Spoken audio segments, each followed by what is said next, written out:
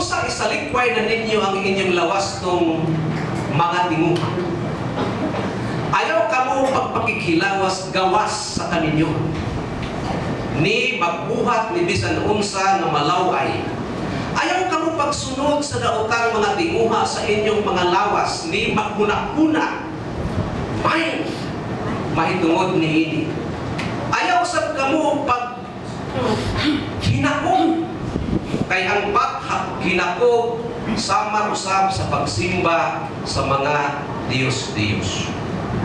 Now, another reference, Ephesians 5 verse 5. Nag-ingon din niya. For this you know that no fornicator, pakikilawas sa gawas na ninyo ang fornicator, unclean person, hugaw o binuhatan, nor covetous man, haku, who is idolater, has any inheritance in the kingdom of Christ and God. At this point, the modern believer must understand the vicious nature of idolatry. It does not have to be a statue, but it can be anything that stands between us and God. It is something we substitute for God. Ang Diyos-Diyos, mga kaigsuunan, mauna ang bisan unsa nga atong ipuli sa Dios. The Old Testament prophets strictly warn us against idolatry. It is a serious sin that it was included in the 10 Commandments of God in Exodus chapter 20. Now, I would like to ask you, how much time do you spend in watching television shows? YouTube movies, playing Dota, playing Facebook games, doing your work, etc. How much time do you spend in communing with God in prayer and enjoying His presence?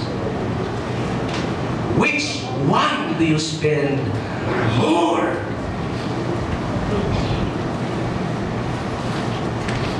Paul focused on God and finds joy in communing Him.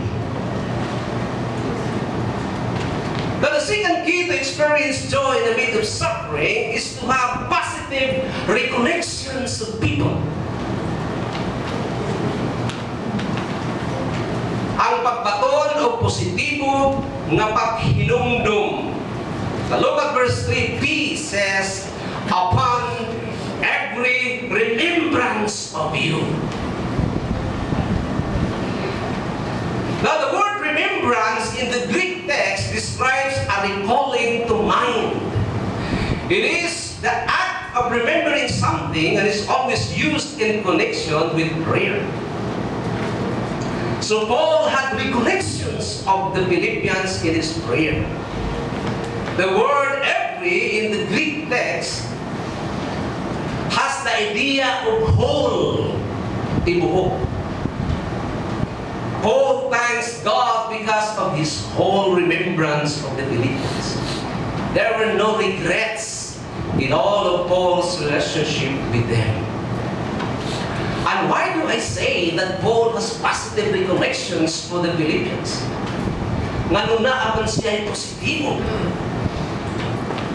Nga mga recollections sa mga believers sa Philippi. It is because of the preceding phrase in verse 3, I thank my God.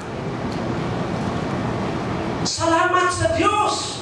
So every time Paul thought of them, he was impelled to offer thanks to God. Sa matag panahon nga si Pablo maghinumdum kanila, siya maakhat kayo sa pagpasalamat sa Diyos. This implies that in Paul's prayer, he recalled pleasant memories of the Philippians. Kini nagpasabot na sa iyang mga pag-ampok si Pablo naghinumdum o mga manindot ng mga panghitabo sa siya kuyog pa sa mga taga-Pilipos. This does not mean that the Philippians didn't have any problem. They had problems. Verse 27 of chapter 1 says, "Conduct yourselves in a manner worthy of the gospel of Christ."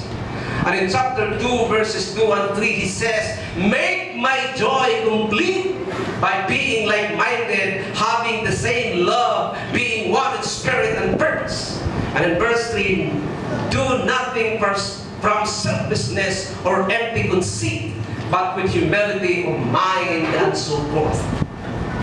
In chapter 4, verse 2, he talks about the couple women who had problems. And he said, "I plead with Euodia, and I plead with Syntyche to agree with each other in the Lord." They had problems. Daghan sila problema. Paul was not blind with their problems, when his focus was not on the negative happenings. His focus on the positive happenings, and they were the reasons he could give thanks to God. Mapasalamaton siya sa Diyos. Maybe makapangutan na what could happen the memories of Paul with the Philippian believers. Also may iyang mga recollections o mga memories nining mga believers sa Philippi. But if you read Acts 16, you will find there the story of the beginning of the church in Philippi. Paul must have remembered the Sabbath day when he went to the riverside to find some Jewish women, because there was no synagogue there, not enough men to have one. And he met a few Jewish women who were there by the riverside near Philippi, worshiping the true God in the tradition of their forefathers, the Jews. And there the Lord opened the heart of a lady named Lydia. That's why Kenny Luther has a song, Lady. Lydia. And she was saved by her entire household. The first converts in Europe. She became a very dear saint of God in whose house the church met.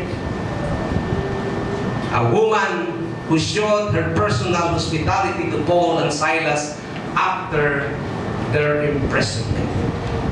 What a wonderful memory.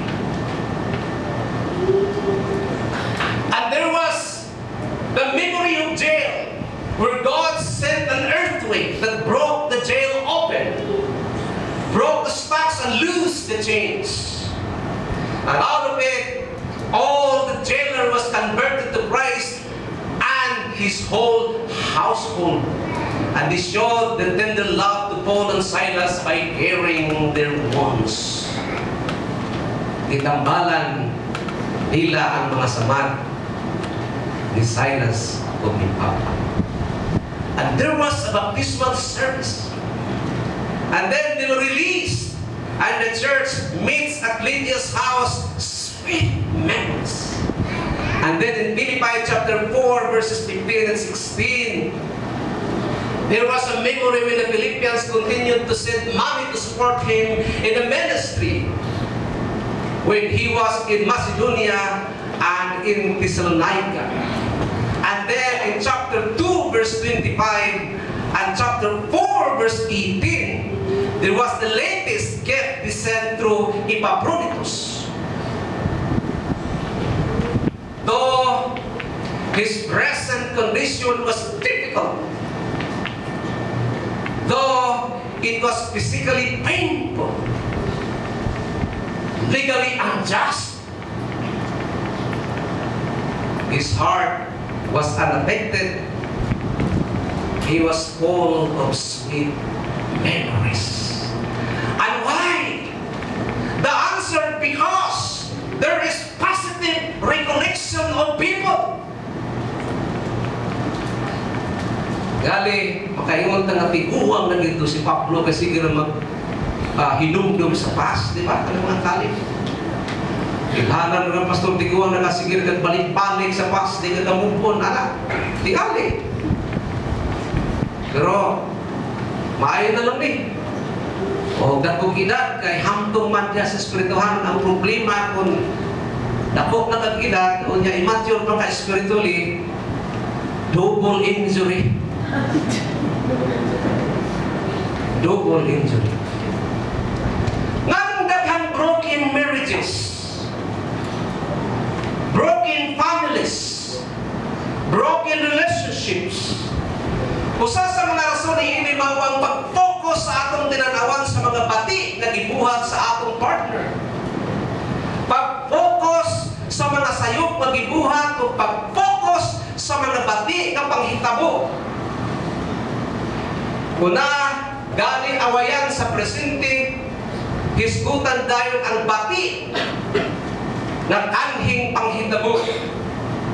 Mayon dahil ikaw bitaw sa una, ingon anak man ka. Mutubag sa usa ka partner, ikaw niya ingon anak man sad ka. Mahilig magbalik-balik sa bati nga gibuhat. Muna nga ang kalagot, mulugang, mutubo, hangtod moabot sa panag-away o resulta kay matod nila wala may forever magbuwag. Now, ano na yung mga anak na mubiya sa panimalay kay sige lang hisgot ang mga gidikanan sa ilang sayop. Para sa anak, bumpring naman sa sumama. Brothers and sisters and friends in the Lord, a real key to a joyful heart is to be able to recall the goodness of people. To be able to recall the best in someone. To be able to look past some of the glitches in life and capture the sweet memories. The heart where the joy of the Holy Spirit dominates like it did Paul in Paul is a heart that touches the sweet things of life, not the bitter things. Ang manutana ko, asa man ang imong tinanawan? Karon, positibo o negatibo?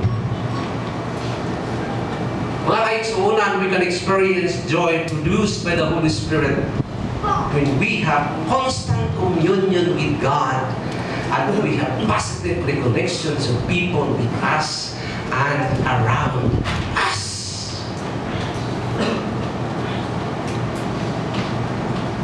God bless us. Daghang salamat.